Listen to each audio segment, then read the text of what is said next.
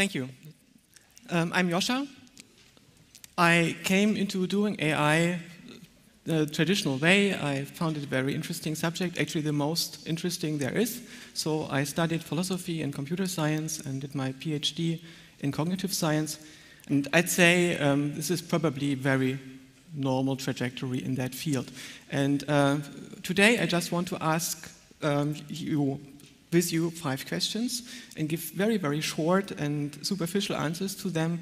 And my main goal is to get as many of you engaged in the subject as possible, because I think that's what you should do. You should all do AI, maybe. Okay, and these simple questions are, why should we build AI in the first place? Then, how can we build AI? How is it possible at all that AI can succeed in its goal? Then, when is it going to happen, if ever? What are the necessary ingredients? What do we need to put together to get AI to work? And where should you start? Okay, let's get to it. So why should we do AI? I think we shouldn't do AI just to do cool applications. There is merit in cool applications like autonomous cars and so on, and soccer-playing robots, and new control for quadrocopters and machine learning. It's very productive, it's intellectually challenging, but the most interesting question there is, I think, for all of our cultural history is, how does the mind work? What is the mind? What constitutes being a mind? What makes us human? What makes us intelligent, percepting, conscious thinking?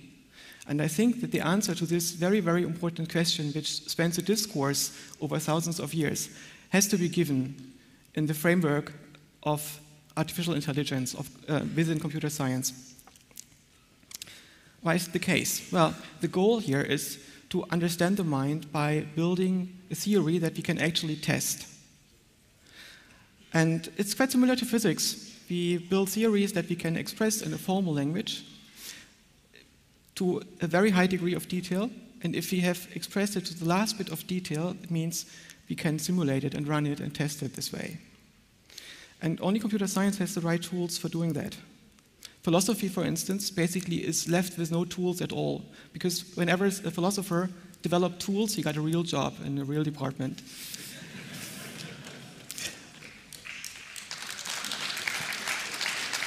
Now, I don't want to diminish philosophers of mind in any way.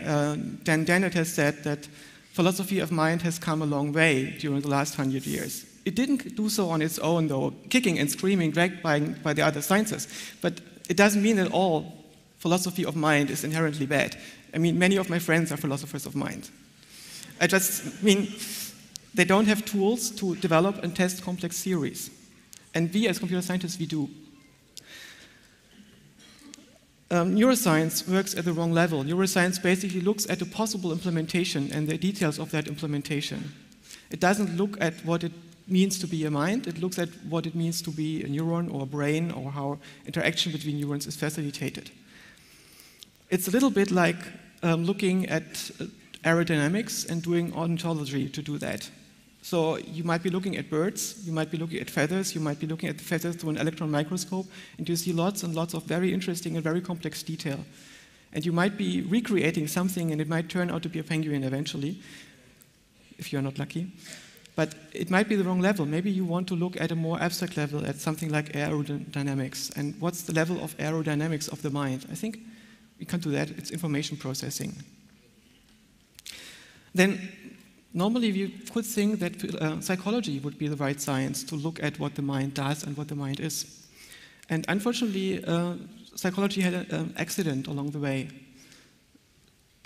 At the beginning of last century, Wilhelm Wundt and Fechner and Helmholtz did very beautiful experiments, very nice psychology, very nice theories on what emotion is, what volition is, how mental representations could work, and so on. And pretty much at the same time, or briefly after that, we had psychoanalysis. And psychoanalysis is not a natural science, but it's a hermeneutic science. You cannot disprove it scientifically, what happens in there. And when positivism came up in the other sciences, many psychologists got together and said, we have to become a real science. So we have to go away from the stories of psychoanalysis and go to a way that we can test our theories using observable things, that we have predictions that we can actually test. Now, back in the day, 1920s and so on, you couldn't look into mental representations, you couldn't do fMRI scans or whatever. People looked at behavior. And at some point, people became real behaviorists in the sense that they believed that psychology is the study of human behavior and looking at mental representations is somehow unscientific. People like Skinner believe that there is no such thing as mental representations. And in a way, that's easy to disprove, so it's not that dangerous. As a computer scientist, it's very hard to build a system that is purely reactive. You just see that the complexity is much larger than having a system that is representational. So it gives you a good hint what you could be looking for and ways to test those theories. The dangerous thing is pragmatic behaviorism. You have many psychologists, even today, which say, okay, maybe there is such a thing as mental representations, but it's not scientific to look at it. It's not in the domain of our science. And even in this area, which is mostly post-behaviorist and more cognitivist, psychology is all about experiments. So you cannot sell a theory to psychologists. Those who try to do this have to do this in the guise of experiments, which means you have to find a single hypothesis that you can prove or disprove or give evidence for. And this is, for instance, not how physics works. You need to have lots of variables if you have a complex system like the mind.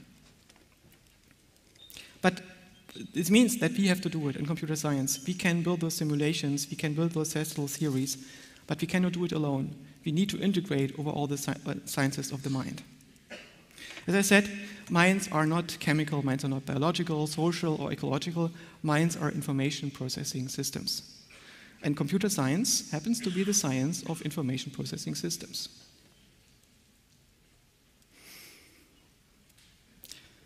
Okay, now there is this big ethical question. If we all embark on AI and if we are successful, should we really be doing it? Isn't it super dangerous to have something else on the planet that is as smart as we are, or maybe even smarter?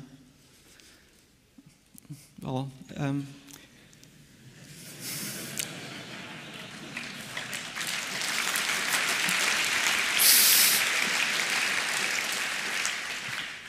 I would say that intelligence itself is not a reason to get up in the morning to strive for power or do anything.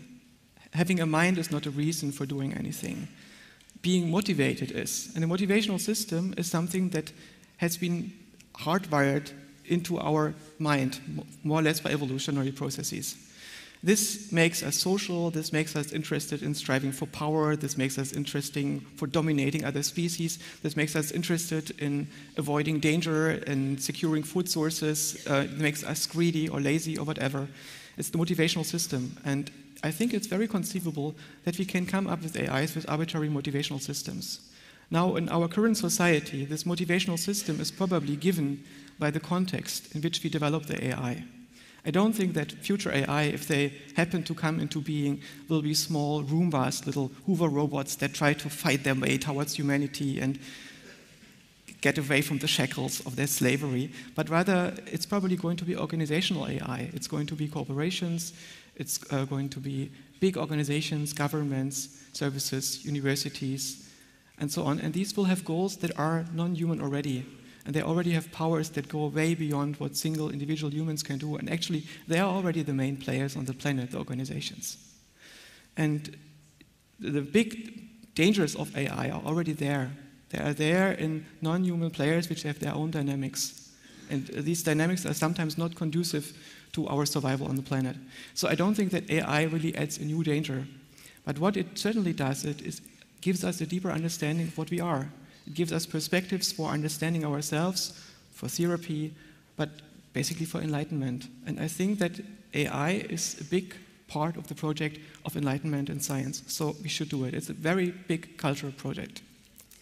Okay, this leads us to another angle, the skepticism of AI. The first question that comes to mind is it fair to say that minds are computational systems? And if so, what kinds of computational systems?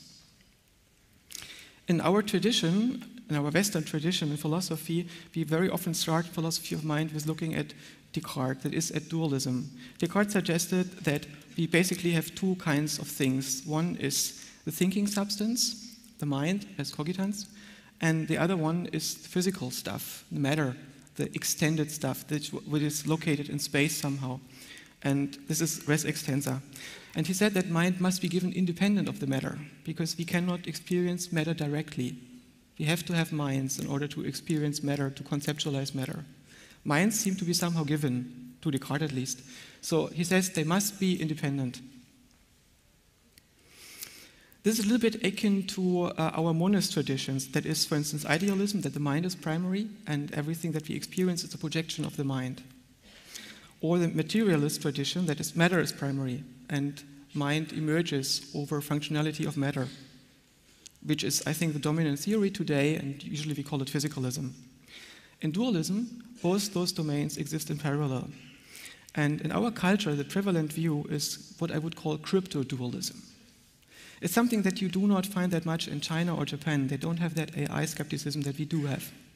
But I think it's rooted in a perspective that probably started with the Christian worldview, which surmises that there is a real domain, the metaphysical domain, in which we have souls and phenomenal experience, and where our values come from, and our norms come from, and our spiritual experiences come from. This is basically where we really are.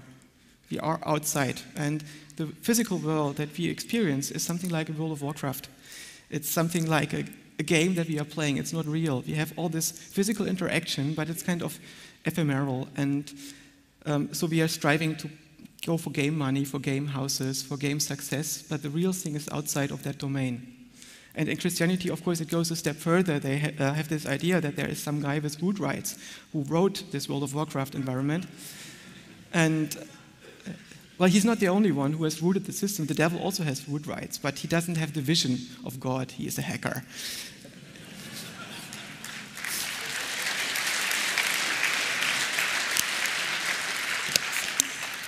Or even just a cracker. He tries to game us out of our metaphysical currencies, out of our souls, and so on. And now, of course, we are all good atheists today, and at least in public and science. And we don't admit to this anymore, and we can make do without this guy with root rights, and we can make do without the devil, and so on. We can even say, okay, maybe there's no such thing as a soul. But to say that this domain doesn't exist anymore means you guys are all NPCs. You are non-player characters. People are things. And this is a very big insult to our culture, because it means that we have to give up something which, in our understanding of ourselves, is part of our essence. Also, this mechanical perspective is kind of counterintuitive. I think Leibniz describes it very nicely when he says, imagine that there is a machine, and this machine is able to think and perceive and feel and so on. And now you take this machine, this mechanical apparatus, and blow it up, make it very large, like a very big mill with cogs and levers and so on, and you go inside and see what happens. And what you are going to see is just parts pushing at each other. And what he meant by that is, it's inconceivable that such a thing can produce a mind. Because if there are just parts and levers pushing at each other, how can this purely mechanical contraption be able to perceive and feel in any respect, in any way? So perception and what depends on it is inexplicable in a mechanical way. This is what Leibniz meant. AI, the idea of treating the mind as a machine, based on physicalism, for instance, is bound to fail according to Leibniz. Now, as computer scientists, we have ideas about machines that can bring forth thoughts, experiences, and perception. And the first thing which comes to mind is probably the Turing machine. An idea of Turing in 1937 to formalize computation. At that time, Turing already realized that basically you can emulate computers with other computers. You know, you can run a Commodore 64 in a Mac, and you can run this Mac in a PC, and none of these computers is going to be is knowing that it's going to be in another system, as long as the computational substrate in which it's run is sufficient. That is, it does provide computation. And Turing's idea was, let's define a minimal computational substrate. Let's define a minimal recipe for something that is able to compute, and thereby understand computation. And the idea is that we take an infinite tape with symbols, and we have a read-write head. And this read-write head will write characters of a finite alphabet, and can, again, read them. And whenever it reads them, based on a table that it has, a transition table, it will erase the character, write a new one, and move either to the right or the left and stop. Now imagine you have this machine, it has an initial setup, that is, there is a sequence of characters on the tape, and then this thing goes to action. It will move right, left, and so on, and change the sequence of characters, and eventually it'll stop and leave this tape with a certain sequence of characters, which is different from the one it began with, probably. And Turing has shown that this thing is able to perform basically arbitrary computations. Now, it's very difficult to find out the limits of that. And the idea of showing the limits of that would be to find classes of functions that cannot be computed with this thing. Okay, what we see here is, of course, a physical realization of that Turing machine. The Turing machine is a purely mathematical idea. And this is a very clever and beautiful illustration, I think. But this machine triggers basically the same criticism as the one that Leibniz had. John Searle said, you know, Searle is the one with the Chinese room, I'm not going to go into that. A Turing machine could be realized in many different mechanical ways. For instance, with levers and pulleys and so on, or with water pipes. Or we could even come up with very clever arrangements just using cats, mice, and cheese. So it's pretty ridiculous to think that such a contraption out of cat, mice, and cheese would think, perceive, feel, and so on. And then you could ask Searle, well, you know, but how is it coming about then? And he says, so it's a intrinsic powers of biological neurons. There's nothing much more to say about that. Anyway, we have very crafty people here. This year there was the Seidenstraße. Maybe next year we build a Turing machine from cat, mice, and cheese.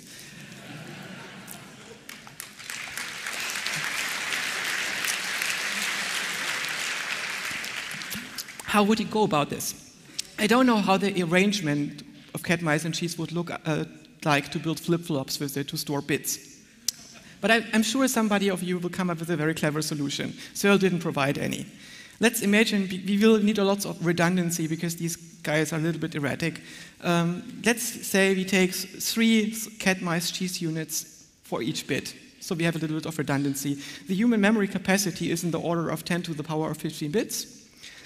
Means if we make do with 10 gram cheese per unit, it's going to be 30 billion tons of cheese. So next year, don't bring bottles for the Seidenstraße, but bring some cheese.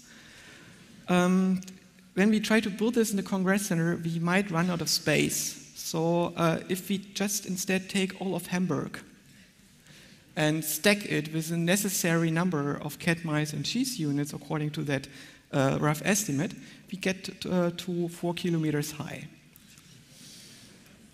Now imagine we cover Hamburg in 4 kilometers of solid cat, mice, and cheese flip-flops. To my intuition, this is super impressive. Maybe it thinks.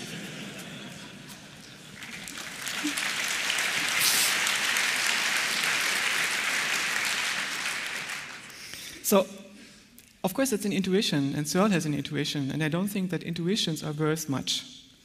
This is the big problem of philosophy. You are very often working with intuitions because the validity of your argument basically depends on what your audience thinks. In computer science, it's different. It doesn't really matter what your audience thinks, it matters if it runs. And it's a very strange experience that you have as a student when you are at the same time taking classes in philosophy and in computer science. And in your first semester, you're going to point out in computer science that there is a mistake on the blackboard. And everybody, including the professor, is super thankful. And you do the same thing in philosophy, and it just doesn't work this way. Anyway, the Turing machine is a good definition, but it's a very bad metaphor because it leaves people with this intuition of cogs and wheels and tape. It's kind of linear, you know, there's no parallel execution. And, even though it's infinitely fast and infinitely large and so on, it's very hard to imagine those things, but what you imagine is the tape. Maybe we want to have an alternative. And I think a very good alternative is, for instance, the lambda calculus. It's computation without wheels. It was invented basically at the same time as the Turing machine. And philosophers and popular science magazines usually don't use it for illustration of the idea of computation because it has this scary Greek letter in it, lambda, and calculus. And actually, it's an accident that it has the lambda in it. I think it should not be called lambda calculus. It's super scary to people which are not mathematicians. It should be called copy and paste thingy. Because that's all it does. It really only does copy and paste with very simple strings. And the strings that you want to paste into are marked with a little roof in the original script by Alonzo Church. And in 1936, typesetting was very difficult. So when he wrote this down with his typewriter, he made a little roof in front of the variable that he wanted to replace. And when this thing went into print, typesetters replaced this triangle by a lambda. There you go, now you have the lambda calculus. But it basically means this is a little roof over the first letter. And the lambda calculus works like this. The first letter, the one that is going to be replaced, is what we call the bound variable. This is followed by an expression, and then we have an argument, which is another expression. And what we basically do is we take the bound variable and all occurrences in the expression and replace it by the argument. So we cut the argument and we paste it at all instances of the variable, in this case the variable y, in here. And as a result, we get this. So here we replace all the y's by the argument ab, which is another expression, and this is the result. That's all there is. And this can be nested, and then we add a little bit of syntactic sugar. We introduce symbols, so we can take arbitrary sequences of these characters and just express them with another variable. And then we have a programming language, and basically this is Lisp. It's very close to Lisp.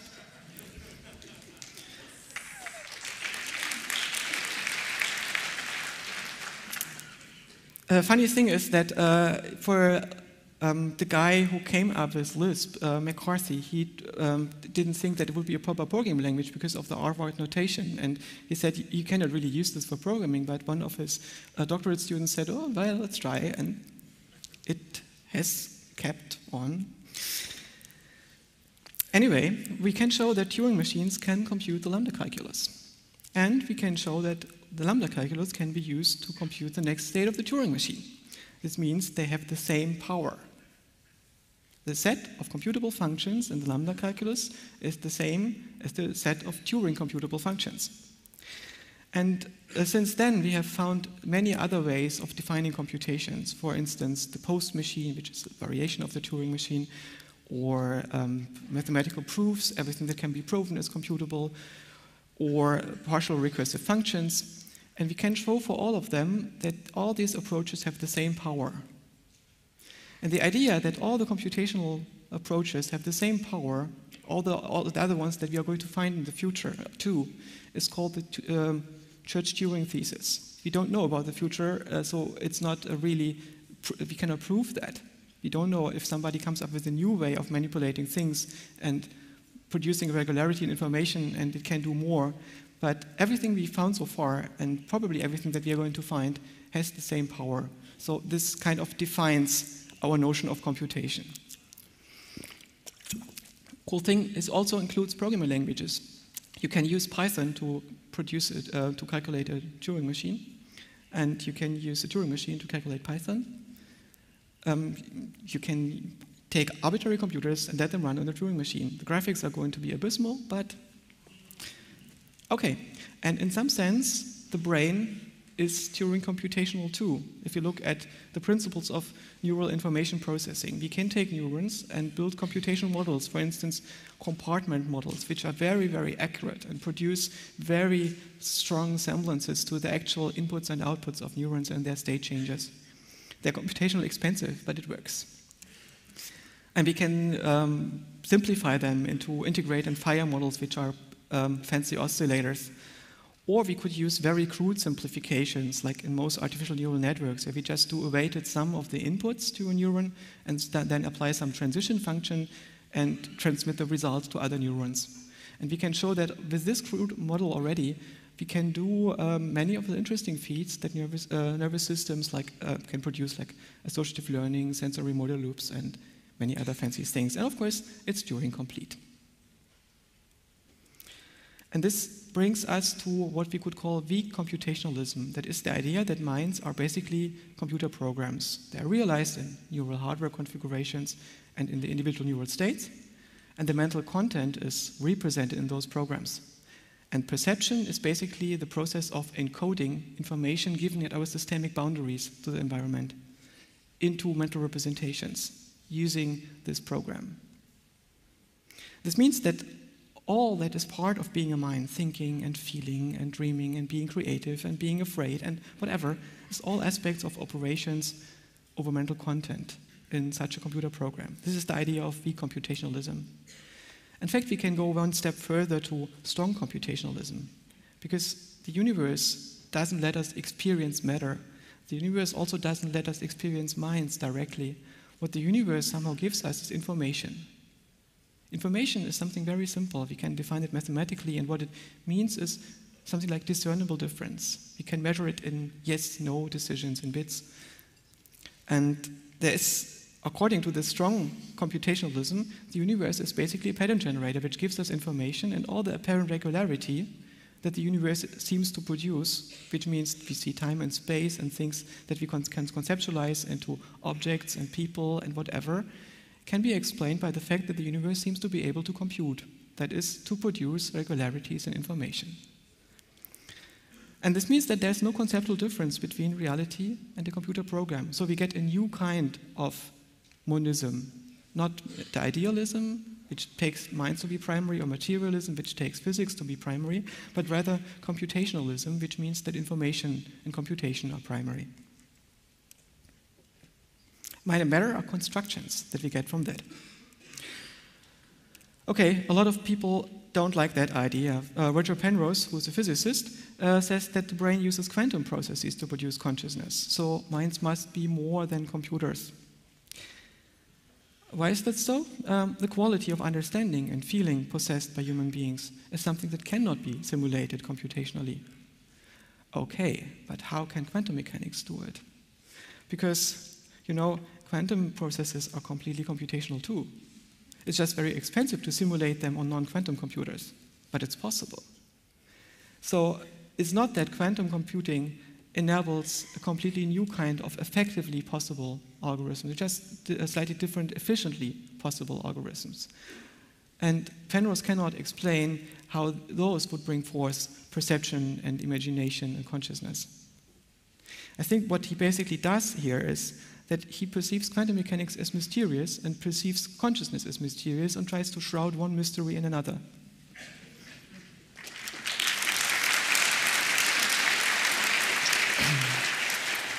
So I don't think that minds are more than Turing machines.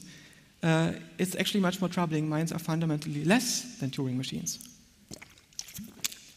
All real computers are constrained in some way. That is, they cannot compute every conceivable computable function. They can only compute functions that fit into the memory and so on, and then can be computed in the available time. So the Turing machine, if you want to build it physically, will have a finite tape and will have finite steps that can calculate in a given amount of time. And the lambda calculus will have a finite length to the strings that you can actually cut and replace, and a finite number of replacement operations that you can do in your given amount of time. And the thing is, there is no set of numbers, m and n, for the tape lengths and the times you have for operations on a Turing machine, and the same m and n, or similar m and n for the lambda calculus that leads to the same set of constraints. That is, the lambda calculus is going to be able to calculate some functions that are not possible on the Turing machine, and vice versa if you have a constraint system. And of course, it's even worse for neurons. If you have a finite number of neurons and a finite number of state changes, this does not translate directly into a constrained von Neumann computer or a constrained lambda calculus.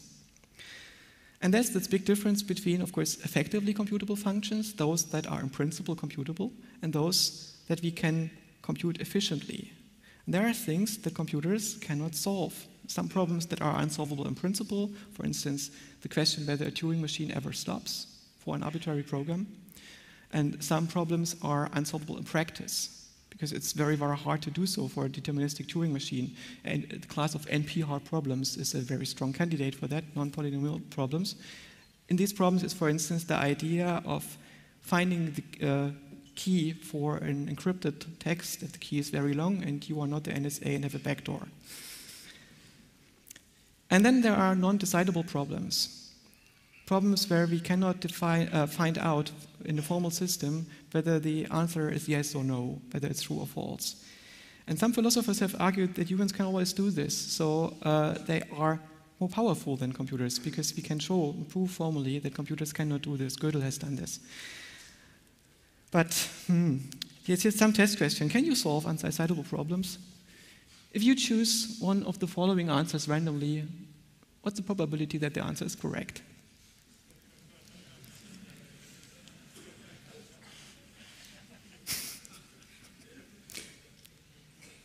I tell you, computers are not going to find out, and me neither. Okay, how difficult is AI? It's a very difficult question. We don't know. We do have some numbers which could tell us that it's not impossible. As we have these roughly 100 billion neurons, this is the ballpark figure, and the cells in the cortex are organized into circuits of a few thousands to 10,000 of neurons, which you call cortical columns. And these cortical columns are pretty similar among each other and have high interconnectivity and somewhat lower connectivity among each other, and even lower long-range connectivity. And the brain has a very distinct architecture, a very distinct structure with certain nuclei and structures that have very different functional purposes. And the layout of these, both the individual neurons, neuron types, the more than 130 known neurotransmitters, of which we do not completely understand all, most of them, this is all defined in our genome, of course. And the genome is not very long. It's something like, I think the Human Genome Project amounted to a CD-ROM, 775 megabytes. So actually, it's the computational complexity of defining a complete human being, if you have physics and chemistry already given to enable protein synthesis and so on, gravity and temperature ranges, is less than Microsoft Windows. And it's the upper bound, because only a very small fraction of that is going to code for our nervous system. But it doesn't mean it's easy to reverse engineer the whole thing. It just means it's not hopeless, the complexity that you'll be looking at. But the estimate of the real difficulty, in my perspective, is impossible. Because I'm not just a philosopher or a dreamer or science fiction author, but I'm a software developer. And as a software developer, I know it's impossible to give an estimate on when you are done when you don't have a full specification. And we don't have a full specification yet. So you all know this shortest computer science joke. It's almost done. We do the first 98%, now we can do the second 98%. We never know when it's done if we haven't solved and specified all the problems, if we don't know how it's to be done. And even if we have rough direction, and I think we do, we don't know how long it'll take until we have worked out the details. And some part of that big question, how long it takes until it's be done, is the question whether we need to take small incremental progress versus whether we need one big idea which kind of solves it all. AI is a pretty long story. It starts out with logic and automata and this idea of computability that I just sketched out, then with this idea of machines that implement computability. Came Charles Babbage up and Zuse and von Neumann and so on. Then we had information theory by Claude Shannon. He captured the idea of what information is and how entropy can be calculated in information and so on. Then we had this beautiful idea of describing the world as systems. And the systems are made up of entities and relations between them, and along these relations there we have feedback, and dynamical systems emerge. This was a very beautiful idea with cybernetics. Unfortunately, it's been killed by second-order cybernetics, by this Maturana stuff and so on, and turned into humanity and died. But the ideas stuck around, and most of them went into artificial intelligence. And then we had this idea of symbol systems, that is how we can do grammatical language, process it, how we can do planning and so on, abstract reasoning in automatic systems. Then the idea how we can abstract neural networks in distributed systems, this was McClelland and Pitts and so on, parallel distributed processing. And then we had the movement of autonomous agents, which look at self-directed, goal-directed systems.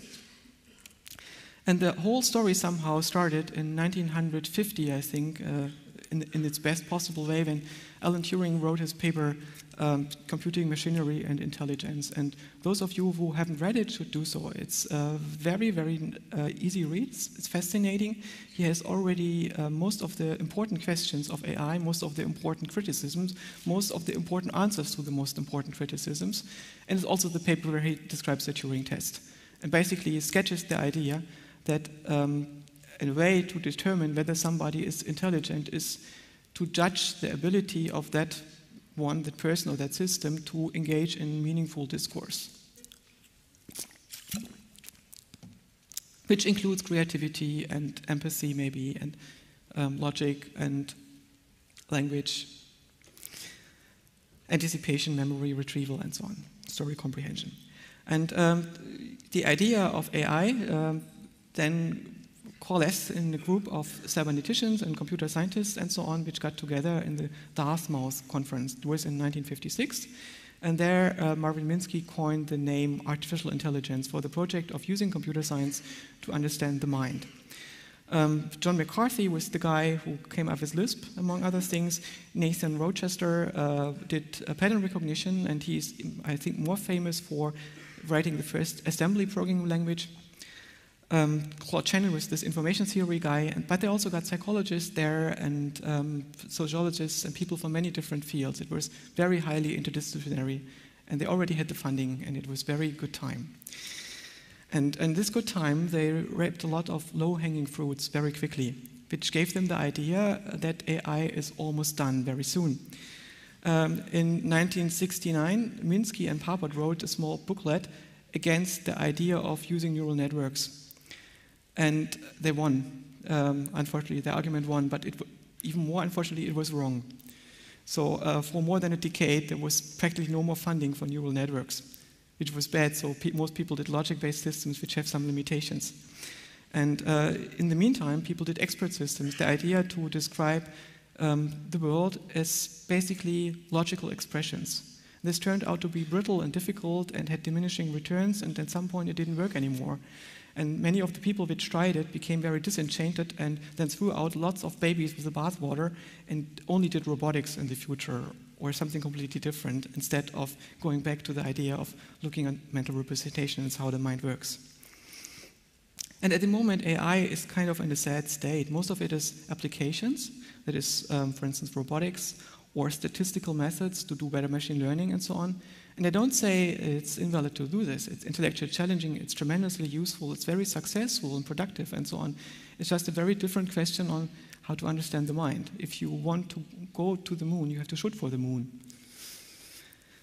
So there is this movement still existing in AI and becoming stronger these days. It's called cognitive systems. And the idea of cognitive systems has many names, like artificial general intelligence or biologically inspired cognitive architectures. Is to use information processing as the dominant paradigm to understand the mind. And the tools that we need to do that is we have to build whole architectures that we can test, not just in individual modules. We have to have universal representations, which means these representations have to be both distributed, associative and so on, and symbolic. We need to be able to do both those things with it. So we need to be able to do language and planning, and we need to do sensory motor coupling and associative thinking and superposition of representations and ambiguity and so on. And we need operations over those representations, some kind of semi-universal problem solving. It's probably semi-universal because there seem to be problems that humans are very bad at solving. Our minds are not completely universal. And we need some kind of universal motivation that is something that directs the system to do all the interesting things that we want it to do, like engage in social interaction or in mathematics or creativity. And maybe we want to understand emotion and affect and phenomenal experience and so on. So we want to understand universal mental representations. We want to have a set of operations over those representations that give us neural learning and category formation and planning and reflection and memory consolidation and resource allocation and language and all those interesting things. We also want to have perceptual grounding. That is, the representations should be shaped in such a way that they can be mapped to perceptual input and vice versa. And they should also be able to be translated into motor programs to perform actions. And maybe we also want to have some feedback between the actions and the perceptions. And this feedback usually has a name. It's called an environment. Okay, and these meta representations, they are not just a big lump of things, but they have some structure. One part will be, inevitably, the model of the current situation that we are in. And this situation model is the present, but we also want to memorize past situations, to have a protocol, a memory of the past. And this protocol memory, as a part, will contain things that are always with me. This is my self model, those properties that are constantly available to me, that I can ascribe to myself. And the other things which are constantly changing, which I usually conceptualize as my environment. An important part of that is declarative memory, for instance, abstractions into objects, things, people, and so on. And procedural memory, abstraction into sequences of events. And we can use the declarative memory and the procedural memory to erect a frame. The frame gives me a context to interpret the current situation. For instance, right now I'm in the frame of giving a talk. If I would take a 2-year-old kid, then this kid would interpret the situation very differently than me and would probably be confused by the situation or exploit it in more creative ways than I could come up with. Because I'm constrained by the frame which gives me the context and tells me what you are expected to do in this situation, what I am expected to do, and so on. This frame extends in the future. I have some kind of expectation horizon. I know that my talk is going to be over in about 15 minutes. I also have plans. I have things I want to tell you and so on, and it might go wrong, but I'll try. And if I generalize this, I find that I have the world model, I have long-term memory, and I have some kind of mental stage. This mental stage has counterfactual stuff that is not real that I can play around with. Okay, then I need some kind of action selection that mediates between perception and action, and some mechanism that controls the action selection, that is a motivational system, which selects motives based on demands of the system. And the demands of the system should create goals. We are not born with our goals, obviously. I don't think that I was born with the goal of standing here and giving this talk to you. There must be some demand in the system which enables me to have a biography that makes this very big goal of mine to give this talk to you and engage as many of you as possible into the project of AI. And so let's come up with a set of demands that can produce such goals universally. And I think some of these demands will be physiological, like food, water, energy, physical integrity, rest, and so on, hot and cold in the right range. Then we have social demands. At least most of us do. The sociopaths probably don't. These social demands do structure our social interaction. They, for instance, a demand for affiliation, that we get signals from others that we are okay parts of society, of our environment. We also have internalized social demands, which we usually call honor or something. This is conformance to internalized norms. It means that we do conform to social norms even when nobody is looking. And then we have cognitive demands. And these cognitive demands is, for instance, competence acquisition. We want to learn. We want to get new skills. We want to become more powerful in many, many dimensions and ways. It's good to learn a musical instrument because you get more competent. It creates a reward signal, a pleasure signal if you do that. Also, we want to reduce uncertainty. Mathematicians are those people which have learned that they can reduce uncertainty in mathematics. This creates pleasure for them, and then they find new uncertainty in mathematics, and this creates more pleasure. So for mathematicians, mathematics is an unending source of pleasure.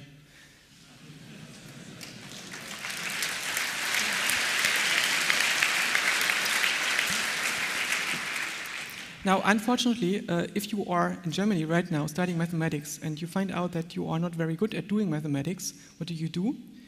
You become a teacher.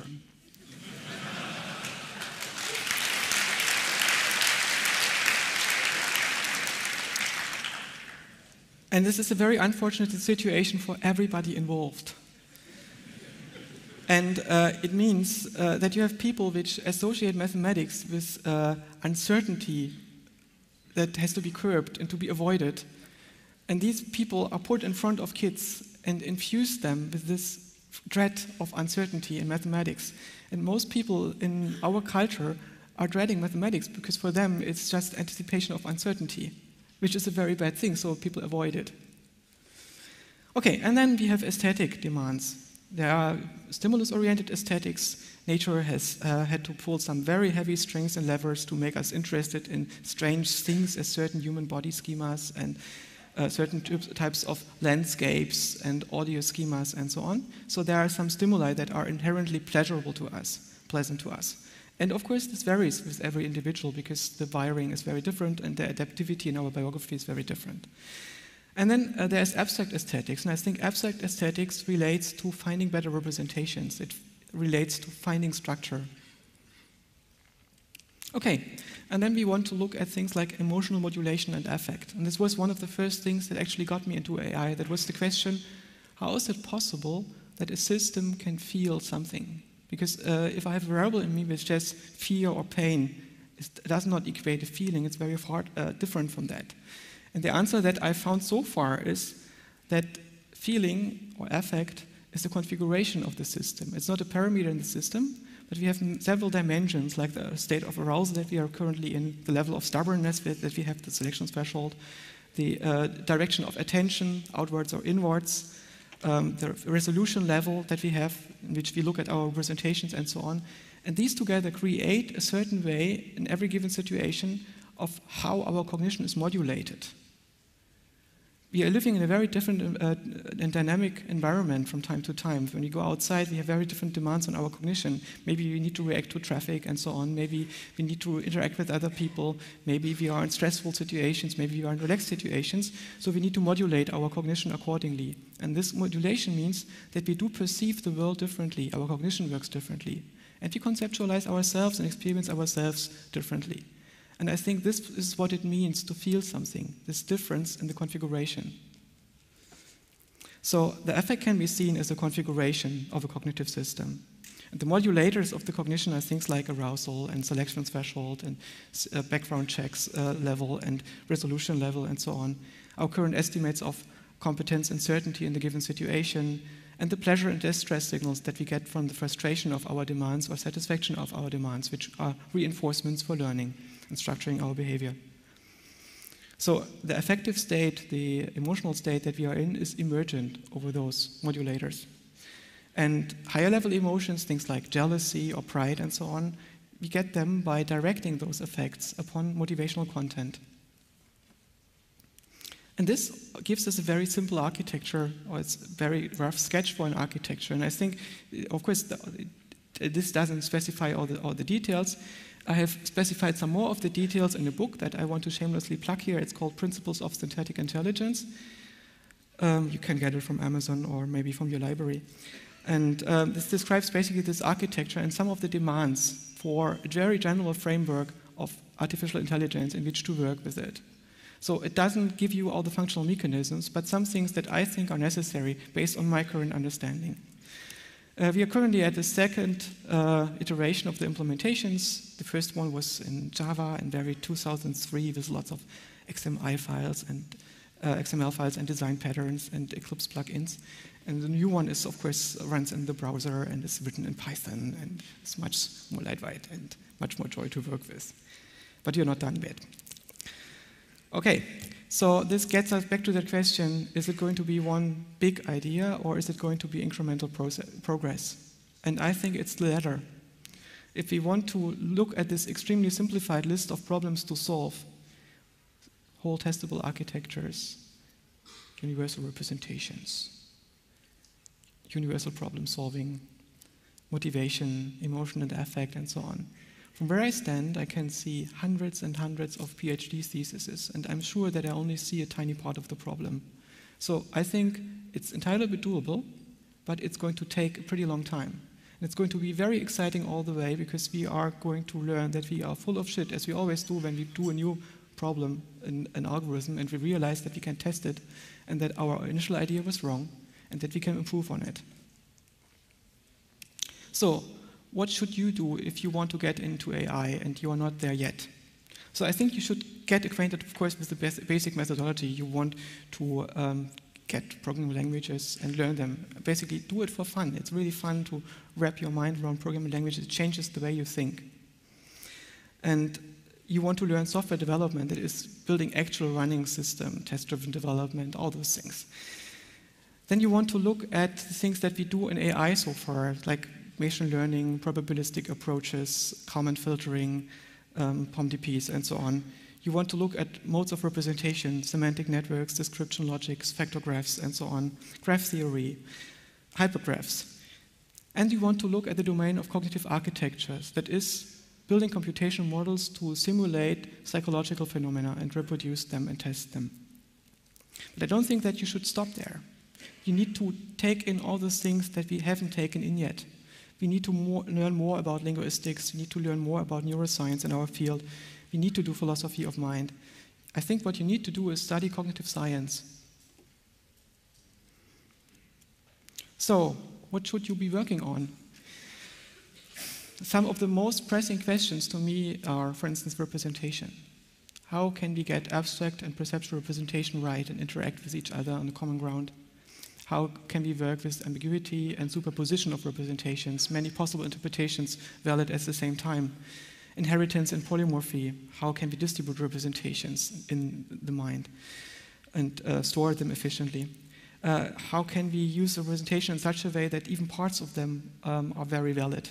And we can use constraints to describe partial representations. For instance, imagine a house, and you already have the backside of the house and the number of windows in that house, and you already see this complete picture in your house. And at each time, if I say, okay, it's a house with 9 stories, this representation is going to change based on these constraints.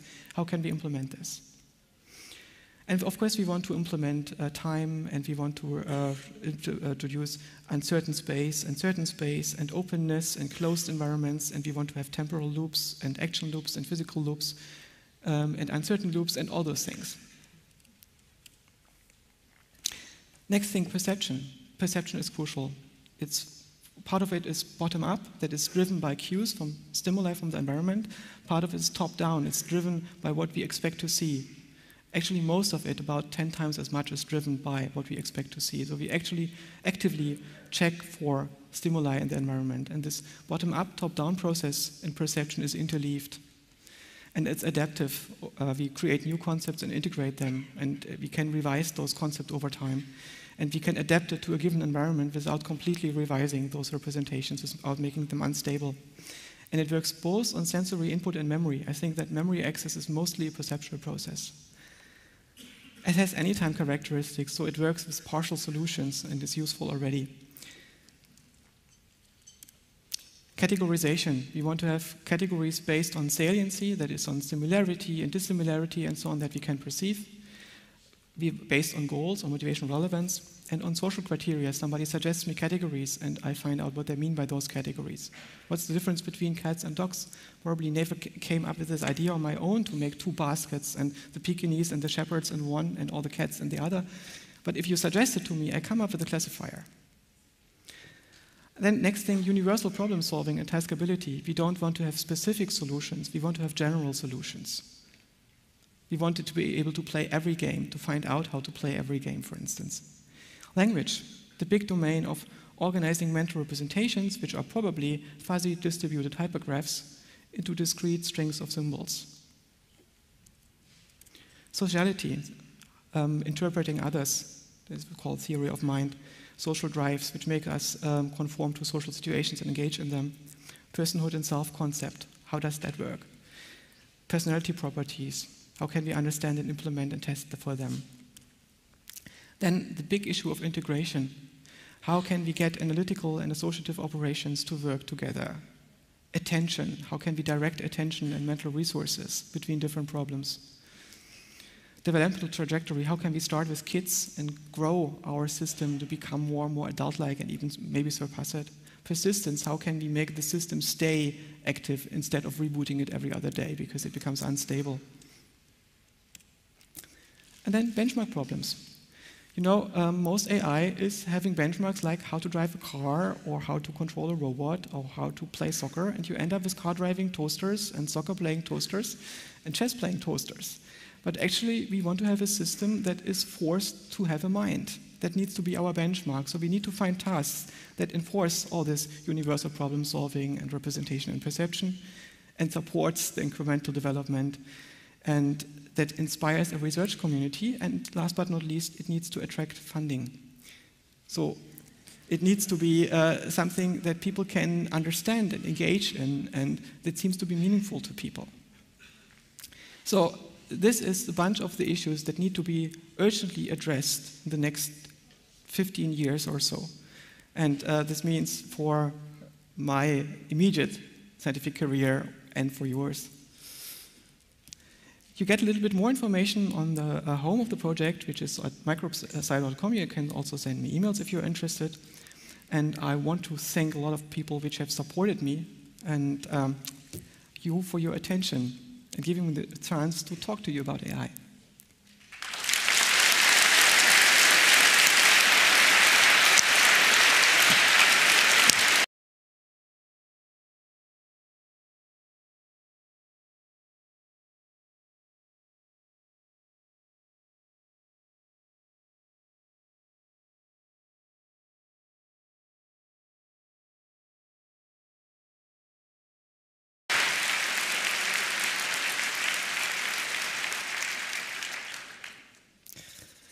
Thank you. I'm Joscha. I came into doing AI the traditional way. I found it a very interesting subject, actually the most interesting there is. So I studied philosophy and computer science and did my PhD in cognitive science. And I'd say this is probably a very normal trajectory in that field. And today I just want to ask with you 5 questions and give very, very short and superficial answers to them. And my main goal is to get as many of you engaged in the subject as possible, because I think that's what you should do. You should all do AI, maybe. Okay, and these simple questions are, why should we build AI in the first place? Then, how can we build AI? How is it possible at all that AI can succeed in its goal? Then, when is it going to happen, if ever? What are the necessary ingredients? What do we need to put together to get AI to work? And where should you start? Okay, let's get to it. So why should we do AI? I think we shouldn't do AI just to do cool applications. There is merit in cool applications like autonomous cars and so on, and soccer-playing robots, and new control for quadrocopters and machine learning. It's very productive, it's intellectually challenging, but the most interesting question there is, I think, way that we can test our theories using observable things, that we have predictions that we can actually test. Now, back in the day, 1920s and so on, you couldn't look into mental representations, you couldn't do fMRI scans or whatever. People looked at behavior. And at some point, people became real behaviorists in the sense that they believed that psychology is the study of human behavior, and looking at mental representations is somehow unscientific. People like Skinner believe that there is no such thing as mental representations. And in a way, that's easy to disprove, so it's not that dangerous. As a computer scientist, it's very hard to build a system that is purely reactive. You just see that the complexity is much larger than having a system that is representational. So it gives you a good hint what you could be looking for and ways to test those theories. The dangerous thing is pragmatic behaviorism. You have many psychologists, even today, which say, okay, maybe there is such a thing as mental representations, but it's not scientific to look at it. It's not in the domain of our science. And even in this area, which is mostly post-behaviorist and more cognitivist, psychology is all about experiments. So you cannot sell a theory to psychologists. Those who try to do this have to do this in the guise of experiments, which means you have to find a single hypothesis that you can prove or disprove or give evidence for. And this is, for instance, not how physics works. You need to have lots of variables if you have a complex system like the mind. But this means that we have to do it in computer science. We can build those simulations, we can build those testable theories, but we cannot do it alone. We need to integrate over all this at the wrong level. Neuroscience basically looks at the possible implementation and the details of that implementation. It doesn't look at what it means to be a mind. It looks at what it means to be a neuron or a brain, or how interaction between neurons is facilitated. It's a little bit like looking at aerodynamics and doing ornithology to do that. So you might be looking at birds, you might be looking at feathers, you might be looking at the feathers through an electron microscope, and you see lots and lots of very interesting and very complex detail.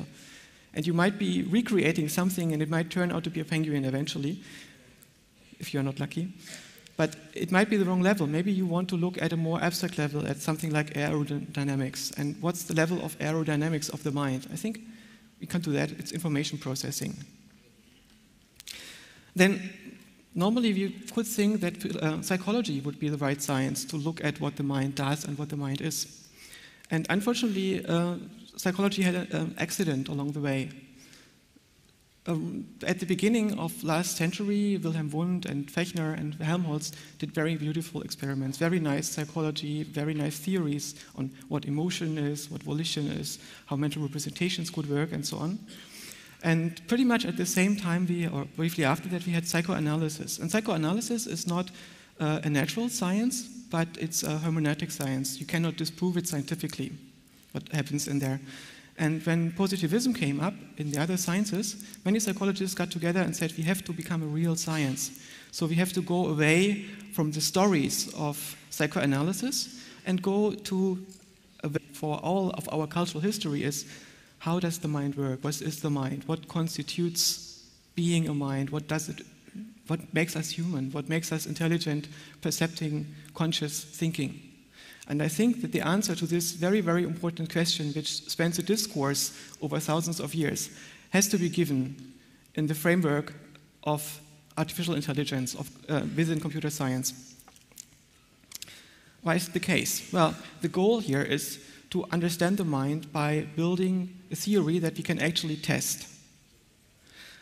And it's quite similar to physics. We build theories that we can express in a formal language to a very high degree of detail, and if we have expressed it to the last bit of detail, it means we can simulate it and run it and test it this way.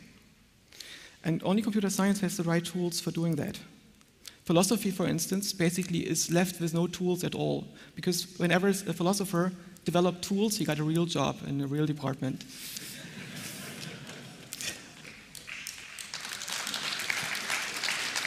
Now, I don't want to diminish philosophers of mind in any way. Dan Dennett has said that philosophy of mind has come a long way during the last 100 years. It didn't do so on its own, though, kicking and screaming, dragged by the other sciences. But it doesn't mean that all philosophy of mind is inherently bad. I mean, many of my friends are philosophers of mind. I just mean they don't have tools to develop and test complex theories. And we, as computer scientists, we do. Neuroscience works sciences of the mind. As I said, minds are not chemical, minds are not biological, social, or ecological. Minds are information processing systems. And computer science happens to be the science of information processing systems.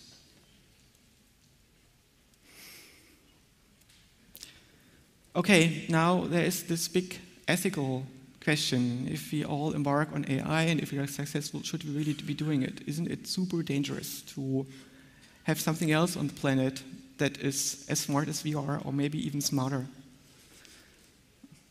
Well,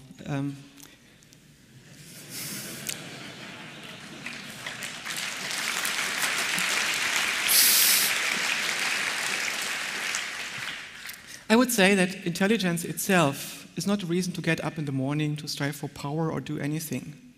Having a mind is not a reason for doing anything. Being motivated is. And a motivational system is something that has been hardwired into our mind, more or less by evolutionary processes. This makes us social, this makes us interested in striving for power, this makes us interesting for dominating other species, this makes us interested in avoiding danger and securing food sources, it makes us greedy or lazy or whatever. It's the motivational system, and I think it's very conceivable that we can come up with AIs with arbitrary motivational systems. Now, in our current society, this motivational system is probably given by the context in which we develop the AI. I don't think that future AI, if they happen to come into being,